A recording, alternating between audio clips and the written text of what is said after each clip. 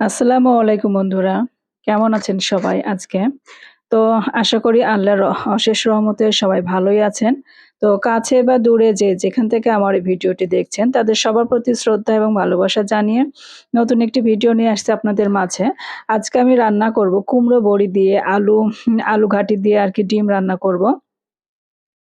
তো আলু দিয়ে ডিম রান্না আজকে এই বগুড়ার ঐতিহ্যবাহী এই রান্নাটি আমি খুব সহজভাবে আপনাদেরকে দেখানোর চেষ্টা করব। তো তার জন্য আমি 1/3 কাপ পরিমাণে সরিষার তেল দিয়ে দিলাম কড়াইতে, আর এখানে বড় সাইজের ৩ টা পেঁয়াজ কুচি করে দিয়ে দিয়েছি।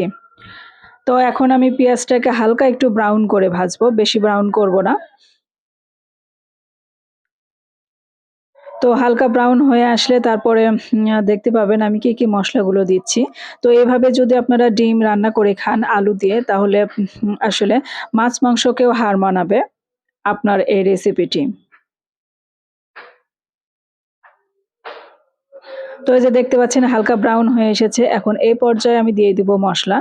আর মসলাটা দিব হচ্ছে আদা, জিরা এবং রসুন আমি একসঙ্গে বেটে রাখি, সেই মসলাটাই আমি দিয়ে নিচ্ছি। তো তার আগে আমি দিয়ে নিলাম সামান্য একটু পানি, যাতে পেঁয়াজগুলো একটু পুড়ে না যায় সেজন্য। এখানে দিয়ে দিলাম ২ চা চামচ পরিমাণ আদা, জিরা এবং রসুন বাটা। আর পরিমাণ মতো লবণ দিয়ে দিচ্ছি। আর দিয়ে দিলাম ১ চা চামচ পরিমাণে হলুদের গুঁড়া, ১ চা চামচ পরিমাণে চিলি ফ্লেক্স, ১ চা চামচ পরিমাণ ধনিয়ার গুঁড়া, আর সামান্য একটু দিয়ে দিলাম সাদা এলাচের গুঁড়া। সাদা এলাচটা কেউ যদি আপনারা গোটা দিতে চান তাহলে গরম তেলের ভিতরে আরকি দিবেন। আর আমার যেহেতু গুঁড়া করে রাখাই আছে, আগে থেকে ব্লেন্ডারে গুঁড়া করে রেখে দেই আমি। তাতে আমার সুবিধা হয় আরকি। দাঁতের নিচে এলাচটা পড়ে না, খেতে সুবিধা হয়।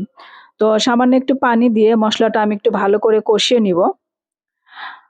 আপনার মসলা কষানোটা যত ভালো হবে, আপনার তরকারিটা তত টেস্টি হবে।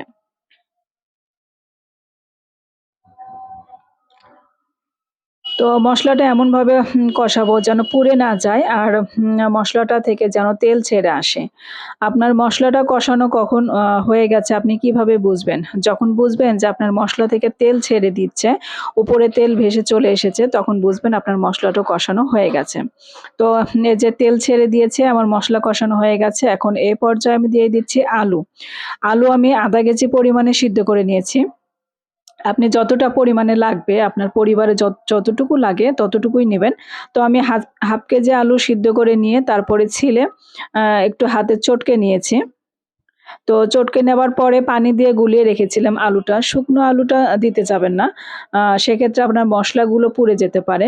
তো আলুর ভিতরে একটু পানি দিয়ে গুলে তারপরে দিবেন। তাহলে আলুটা কষানো সুবিধা হবে আপনার। তো বন্ধুরা, আমার এই রেসিপিগুলো আপনাদের কাছে যদি ভালো লেগে থাকে তাহলে প্লিজ একটা সাবস্ক্রাইব করবেন এবং বেল আইকনে ক্লিক করে রাখবেন যেন পরবর্তী ভিডিও ছাড়ার সঙ্গে সঙ্গে পৌঁছে যায় সবার আগে আপনার কাছে। আর আপনি ঝোল কতটা খেতে পছন্দ করেন সে অনুযায়ী পানিটা দিয়ে নেবেন। এখানে ঝোলের আসলে কোনো ধরা-বাঁধা কোনো নিয়ম নেই। আমি এখানে দিয়ে দিচ্ছি ৩ কাপ পরিমাণে পানি দিয়ে নিয়েছি। আর আপনি যদি এখানে ঝোলটা আরেকটু ঘন করতে চান তাহলে আ আপনি পানিটা আরেকটু কম দেবেন। তো আমি এখন ঝোল দিয়ে নিয়েছি। তারপরে এখন আমি দিয়ে দিব কুমড়া বড়িগুলো। কুমড়ো বড়িগুলো আমার ঘরেই বানানো। তো এগুলো সিদ্ধ হতে যেহেতু একটু সময় লাগবে, তো তার জন্য আমি এখন দিয়ে দিলাম ঝোলের উপরে। এখন ঝোলটা ফুটে উঠলে ৫ মিনিট পরেই দেখবেন আমার কুমড়ো বড়িগুলো সিদ্ধ হয়ে গেছে। আর এখন আমি দিয়ে নিয়েছি আগে থেকে ভেজে রাখা ডিম। তো আপনার ফ্রিজে যখন কোনো মাছ মাংস থাকবে না, তখন যদি এইভাবে ডিম আলু দিয়ে আপনি রান্না করে খান, তাহলে আসলে এত সুস্বাদু হয় আ যা বলার কথাই না। তো আমার এই রেসিপিগুলো কার কাছে ভালো লাগে কমেন্ট করে জানাবেন। এবং আপনারা একটু শেয়ার করে দিবেন। আর সাবস্ক্রাইব করে পাশে থাকবেন। আপনাদের সাপোর্টই পারে আমাকে অনেক দূর এগিয়ে নিয়ে যেতে। আর আমার এই ছোট্ট চ্যানেলটাকে আপনারা যেভাবে সাপোর্ট করছেন, আমার সাথে আছেন এবং আমাকে এগিয়ে নিয়ে যাচ্ছেন, তাতে আপনাদের ভালোবাসায় আসলে অনেক দূর এগিয়ে যেতে পারবো আমি। তো বন্ধুরা, সবাই ভালো থাকবেন, সুস্থ থাকবেন। আল্লাহ হাফেজ।